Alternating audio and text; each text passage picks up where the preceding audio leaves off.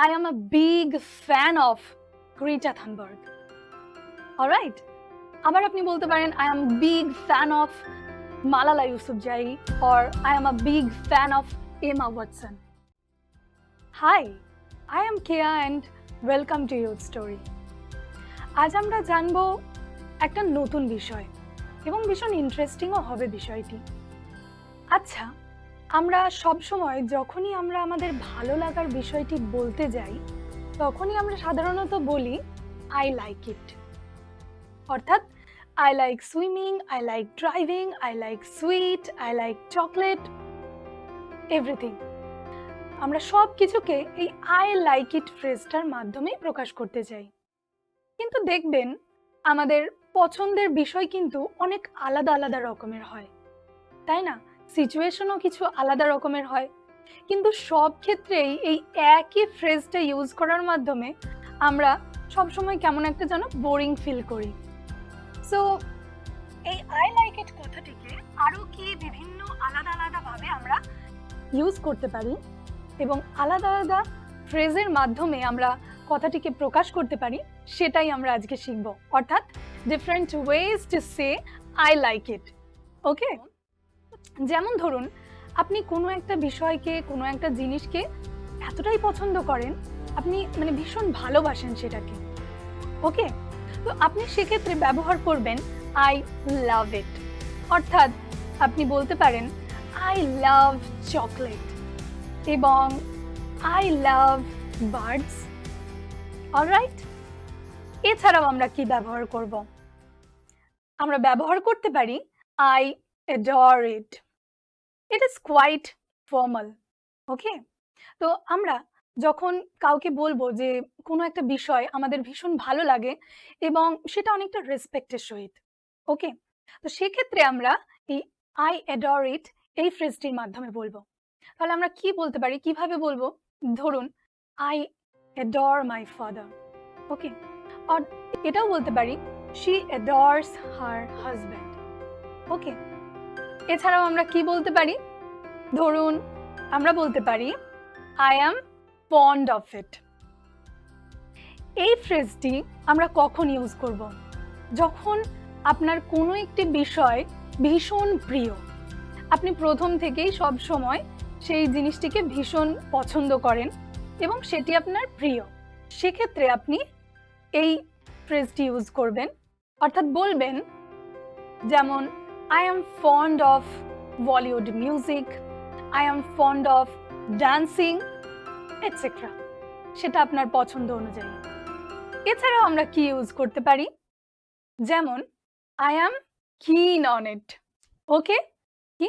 I am keen on it. যখন আপনার কোনো একটি বিষয় এতটাই পছন্দ যে আপনি উৎসাহের সহিত এবং আগ্রহের সহিত সেটিকে করতে চান, তো সেক্ষেত্রে আপনি এই ফ্রেজটি ইউজ করতে পারেন। কিভাবে?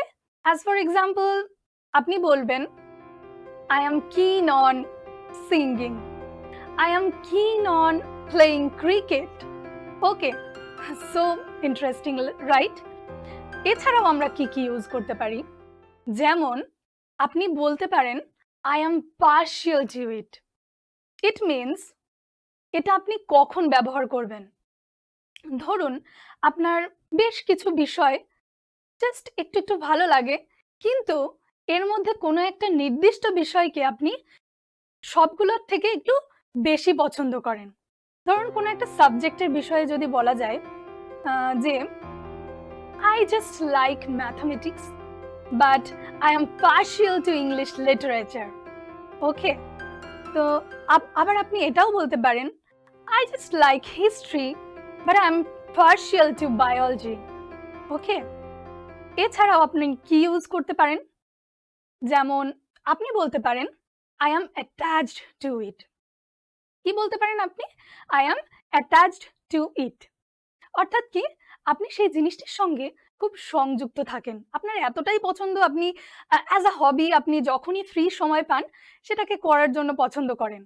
ওকে, তো আপনি বলতে পারেন I am attached to painting, I am attached to driving.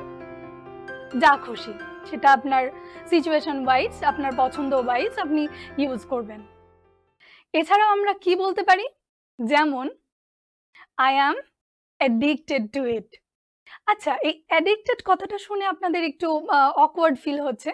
না না, আপনারা এটাও ইউজ করতে পারেন, আই অ্যাম অ্যাডিক্টেড টু ইট। এখনকার বাচ্চাদের আমরা দেখে থাকি তারা ভিডিও গেমসের প্রতি ভীষণ অ্যাডিক্টেড। যতই আপনারা বারণ করেন না কেন, তাদের পছন্দটা সেখানেই। তো সেক্ষেত্রে আপনারা বলতে পারেন, nowadays children are addicted to video games, right? And আমরা এটাও বলতে পারি, in my childhood I was addicted to watching cartoons on TV. Okay, so interesting. এছাড়াও আমরা আরো কি কি বলতে পারি, আমরা বলতে পারি I am really into it. Okay, so আপনি জিনিসটিকে এতটাই পছন্দ করেন, আপনি পুরোপুরি সেটার কথা ভাবেন সব সময়।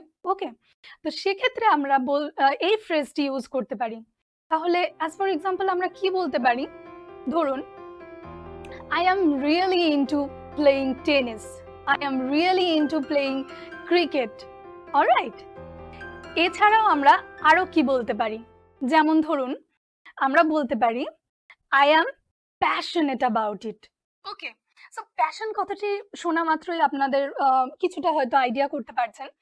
প্যাশন, আমরা কোনো একটা বিষয়ে প্যাশন কখন বলি, যখন আমরা আমাদের মন থেকে সেই কাজটি করতে চাই এবং আমাদের ভীষণ ভালো লাগে কাজটি করতে, এবং পুরো ডেডিকেশনটা আমাদের ওই কাজের প্রতি যায়, আমাদের পুরো ফোকাসটা যখন কাজের প্রতি যায়।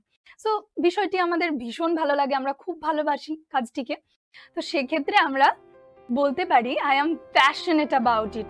Like as for example, I am passionate about gardening and I am passionate about women rights. All right? এছাড়াও আমরা আরো কি কি ভাবে প্রকাশ করতে পারি, যেমন I am interested in it. এটা so simple, I am interested in it, অর্থাৎ আমরা বলতে পারি I am interested in singing, I am interested in swimming. ওকে, এছাড়াও আমরা আরো কিভাবে বলতে পারি, যেমন I am crazy about it. It's totally informal. Okay, I am crazy about it. অর্থাৎ আমরা এই কথাটি কখন ব্যবহার করব, যখন আমরা সেই জিনিসটিকে এতটাই ভালোবাসি যে আপনি হয়তো বলবেন যে I can't imagine my life without it. Okay, so সেক্ষেত্রে আপনারা এই crazy about it, I am crazy about it, এই ফ্রেজটি ইউজ করতে পারেন। কেমন ভাবে, ধরুন কোনো বয়ফ্রেন্ড গার্লফ্রেন্ডকে বলতে পারে যে I am crazy about you. Alright, এছাড়াও আমরা আরো কি বলতে পারি, ইটস মাই থিং।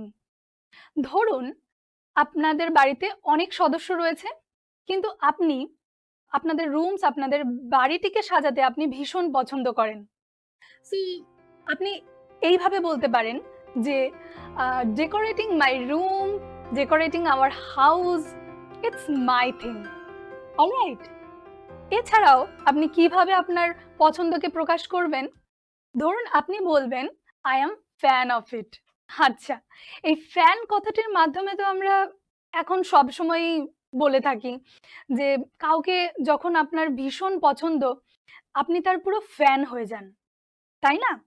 তো সেক্ষেত্রে আপনি এইভাবে ইউজ করতে পারেন যে I am a big fan of Greta Thunberg. Alright, আবার আপনি বলতে পারেন I am big fan of Malala Yousafzai, or I am a big fan of Emma Watson. Okay, so next আমরা আরো কি বলতে পারি, আমরা আরো বলতে পারি I have grown to like it. এটা আবার কিরকম, এটা হচ্ছে ধরুন আপনার কোনো একটা জিনিস আগে আপনি পছন্দ করতেন না, শুরুতে আপনি পছন্দ করতেন না, কিন্তু এখন ধীরে ধীরে অর্থাৎ গ্র্যাজুয়ালি আপনি জিনিসটিকে পছন্দ করতে শুরু করেছেন। অর্থাৎ এমন একটা সিচুয়েশন, ধরুন আপনার অফিস, আপনার জব প্রথমে আপনার অতটা ভালো লাগতো না, কিন্তু ধীরে ধীরে আপনি সেই আপনার কাজকে, আপনার অফিসকে ভালো লাগতে শুরু হয়েছে আপনার। সেক্ষেত্রে আপনি এইভাবে বলতে পারেন যে I did not like my office, my job before, but I have grown to like it. অর্থাৎ I have grown to like my job, my office right now. So দেখছেন কত রকমভাবে আমরা আমাদের পছন্দকে বিভিন্ন সিচুয়েশন ওয়াইজ আলাদা আলাদা রকমভাবে বিভিন্নভাবে প্রকাশ করতে পারি। তো আশা করছি ভিডিওটি আপনাদের ভীষণ ভালো লেগে থাকবে। যদি ভালো লেগে থাকে তাহলে আপনারা অবশ্যই লাইক করবেন এবং এই ধরনের কনভারসেশনগুলোকে সবার সঙ্গে চালিয়ে যাওয়ার জন্য অবশ্যই বন্ধুদেরকে শেয়ার করবেন এবং এই চ্যানেলটিকে সাবস্ক্রাইব করে রাখবেন এই ধরনের ইন্টারেস্টিং ভিডিও পাওয়ার জন্য। And thank you for watching. By.